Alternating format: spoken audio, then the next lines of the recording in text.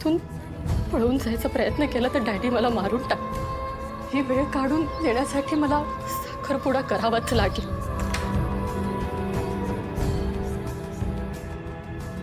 Sorry.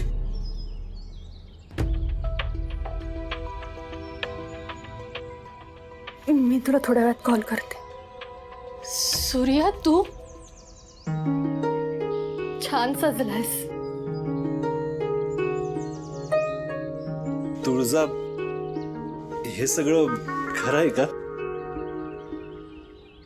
बाहेर बघितलंस ना? हा, पण असं अचानक. आपला व्हायरल झालेला व्हिडिओ पाहिलायस ना? त्याचीच ही कमाल आहे. पण यो साखरपुड्याचा निर्णय डॅडीने तुला विचारूनच घेतलाय ना? डॅडी विचारत नाही, ठरवतात. त्यांनी जे ठरवलं ते या घरात फायनल असतं. त्यांनी ठरवलेलंच करायचं. पण मला तुझ्या मनातलं जाणून घ्यायचंय. आता झालंय की तयार मी साखरपुड्यासाठी? म्हणजे आता काहीच अडचण नाही. आता विषयच संपला.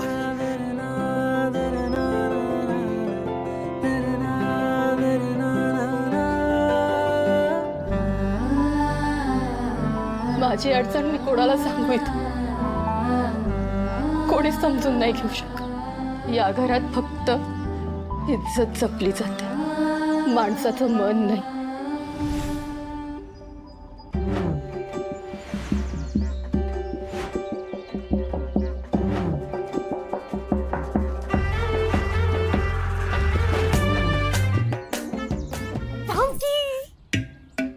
अगं बघ की, मला तर महिन्याचा हिशोब लागल्यावर पण मी एवढी खुश होत नाही तेवढा खुश झालाय दादा.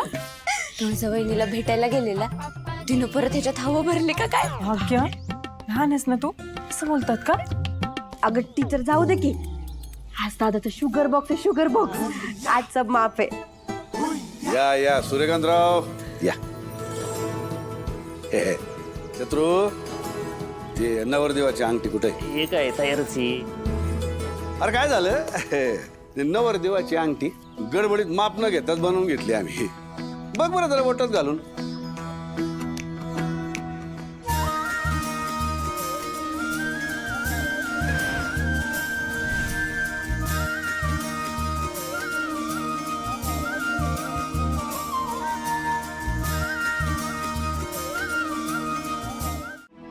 पण काय हरकत नाही, याला दोरा मानला का नाही, होईल ऍडजस्ट.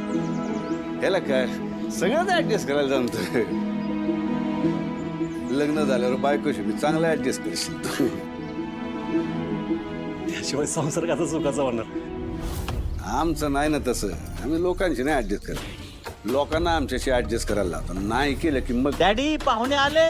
अरे तयारीला लागा. ए सूर्या, अरे तुळजाचा होणारा नवरा आलाय, अंगठी काढ तिचं. अरे देतोच ना अंगठी. माप बघायला दिली तुला, तुझ्यासाठी नाही ती. अरे तयारीला लागा.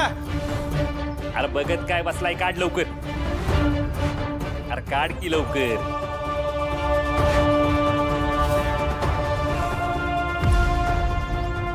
ए सूर्या, येतोयस ना? पाहुण्यांचं स्वागत करायचंय. ये.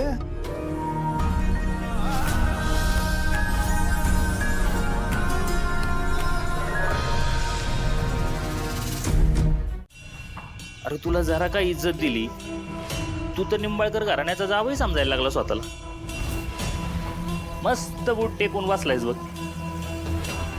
चल उठ, काम कर. अरे आपल्या घरातला कार्यक्रम आहे, तुळजाचा साखरपुडा आहे ना, आहे ना? अय इकडे हे बघ, पाहुण्यांना काही कमी नाही पडलं पाहिजे. ग्लास दे याच्याकडं, बाकीची कामं तू बघ. उठतोयस ना? अरे उठ की.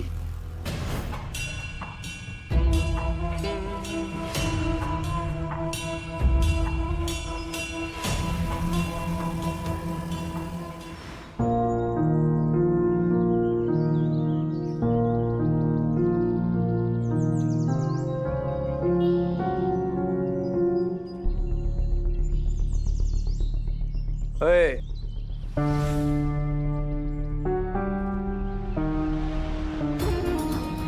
काम करताना आजूबाजूला मागं पुढे बघत जा. कुठं बी हातपाय लावत जाऊ नको. नाही कसं आहे, मागच्या वेळेसारखं मारायला टेकलास तर यावेळी माझी बायको वाचवायला येणार नाही. आणि समजा वाचवायला आलीच तर मी तिला वाचवू देणार नाही. कळलं का? निघ. अरे वैस वाकून दे की सरबत. या घरात नोकर बी रुबाबातच राहतात की. चांगलं.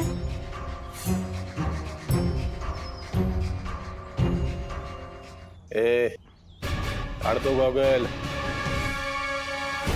तुझी लायकी काय, तू करतोयस काय, जरा भान ठेव.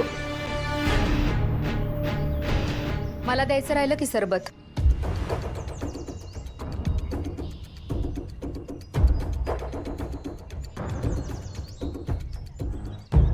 डॅडीच्या पोरीच्या नशीबच उघडलं. नवरा इंजिनियर, बंधू आमदार. खरे त्यात बरेच बिझनेस. मुलांनी नशीब काढलं म्हणायचं. काय आहे, मुलगी डॉक्टर आहे आणि घरात एवढा मान सन्मान. अजून काय पाहिजे. चांगली तोला मोलाची सोयरीक मिळाली म्हणायची. दोघे शिकलेले, मोठ्या घरातले. हा, आणि दोघांची जोडी खूप छान शोभून दिसेल बरं का.